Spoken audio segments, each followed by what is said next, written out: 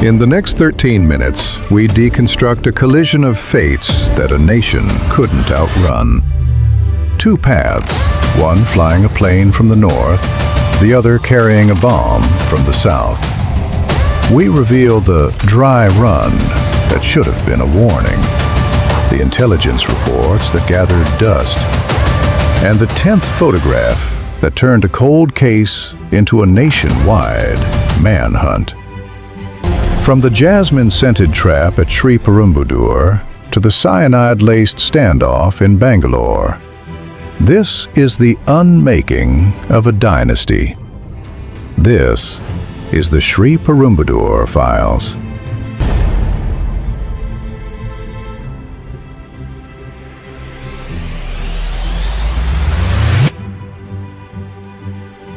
History is often viewed as a series of accidents.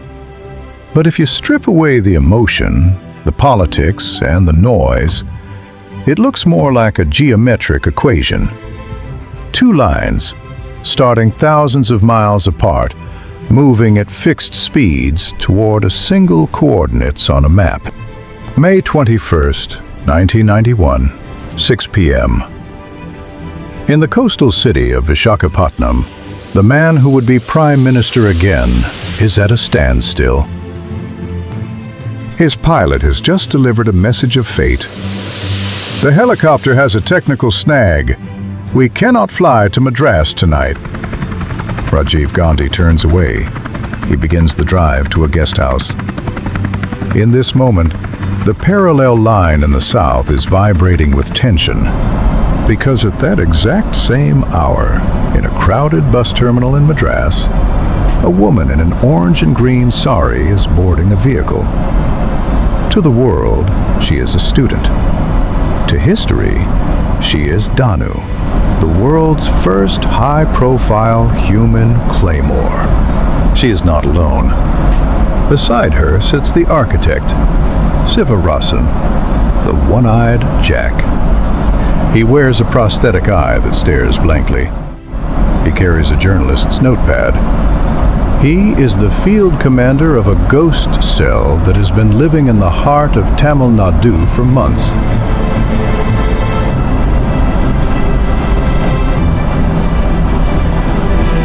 To understand why these mannequins were allowed to reach their marks, we must look at the dry run.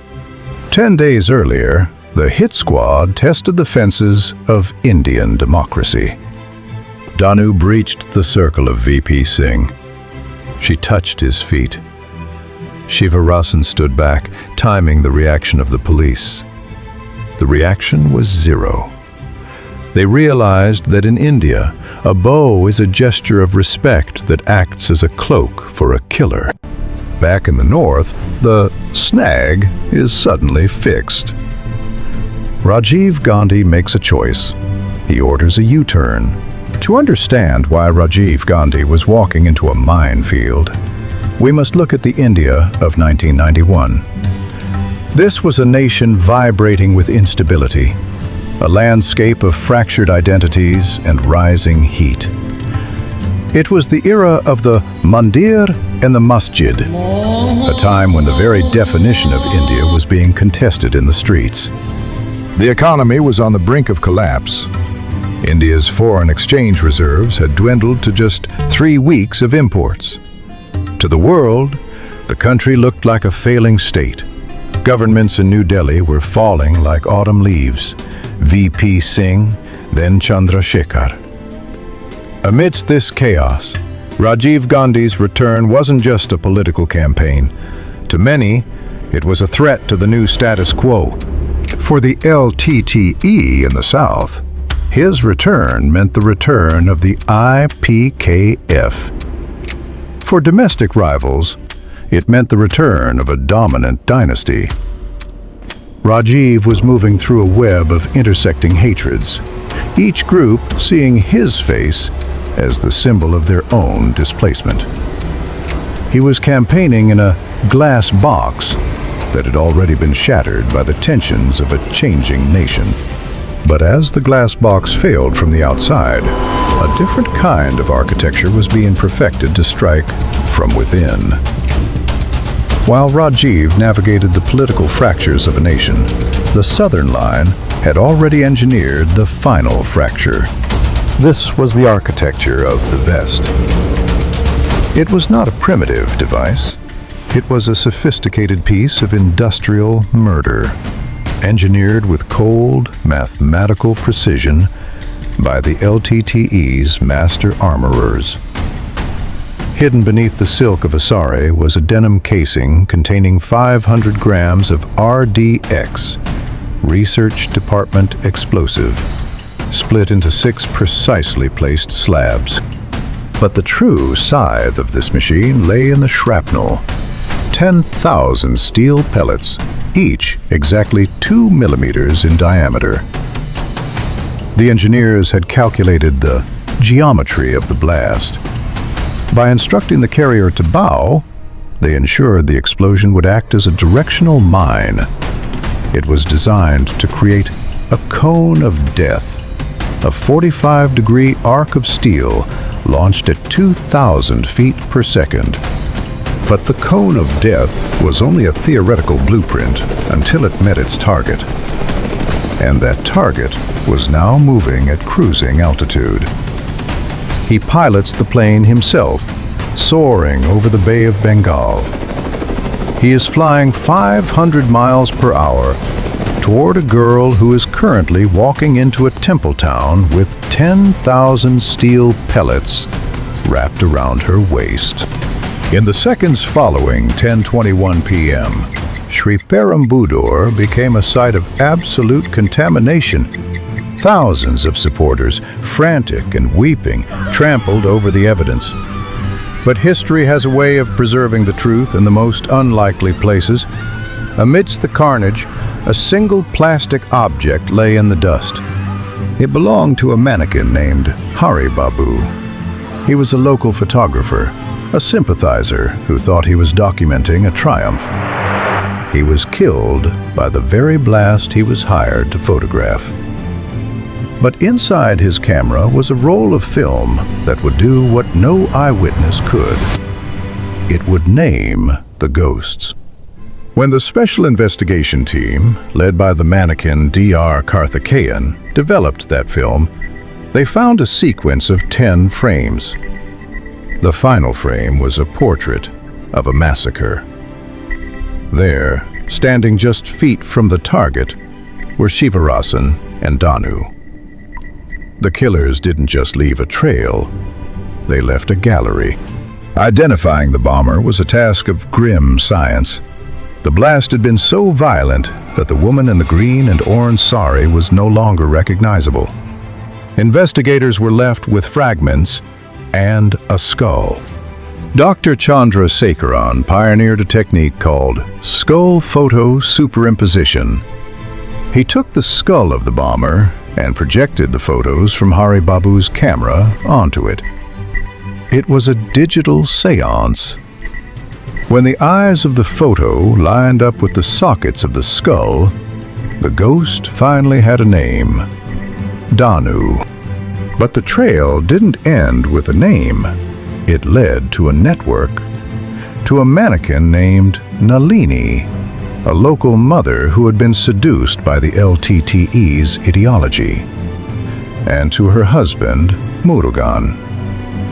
They were the anchors for the hit squad, providing the safe houses where the plan was finalized.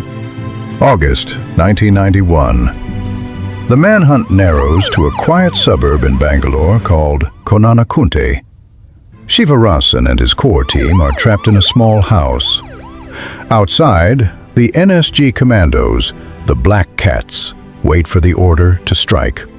The LTTE had a final protocol for failure. A small glass vial of potassium cyanide, worn around the neck like a talisman. For the Tigers, the greatest sin wasn't murder. It was being captured alive. When the commandos finally breached the house, they didn't find a fight. They found a morgue of mannequins. Shivarasan had used a pistol. The others had bitten their capsules. The masterminds were dead, leaving behind a trail of secrets that would take 30 years to untangle. With the masterminds dead in Bangalore, the weight of history shifted to the survivors. The 26 mannequins who didn't bite the cyanide. What followed was a legal odyssey that would span 3 decades, a trial not just of individuals, but of a nation's ability to forgive the unforgivable. Among them was Nalini. She was a mother, a collaborator, and eventually the longest-serving female prisoner in India. Her path became a mirror for the Gandhi family's own journey. In a twist that no algorithm could have predicted, the daughter of the fallen candidate, Priyanka Gandhi, would one day sit across from the woman who helped kill her father. It was a meeting of 2 different histories, one seeking closure, the other seeking redemption. Priyanka would later say she was looking for the human behind the act. In the Mannequin Protocol, the plastic masks finally began to crack, revealing the complex, messy grief that lies beneath every political tragedy. For 31 years, the lines remained frozen in prison cells. Death sentences were commuted to life. Life sentences became decades of wait. Then, in November 2022, the Supreme Court of India made a final ruling. The parallel lines were officially released. But where do you go when the world you knew has been erased? For the non-Indian convicts, release didn't mean freedom. It meant deportation. They were moved from one cage to another, special camps, waiting for a country that no longer exists to take them back. We started this journey with a geometric equation. 2 lines, one from the north, one from the south. We saw the glass box shatter and the iron vest ignite. We followed the trail from the scent of jasmine to the smell of cyanide. But as we look at the quiet town of Sriperumbudur today, we realize that the equation is never truly solved. The mannequins of 1991 remain frozen in our collective memory. The one-eyed Jack is a ghost. The human claymore is a fragment. And the candidate is a memorial of stone. History isn't just about the moments we remember. It's about the misses, the phone calls not made, the snag that was fixed too soon, and the bow of respect that carried a scythe.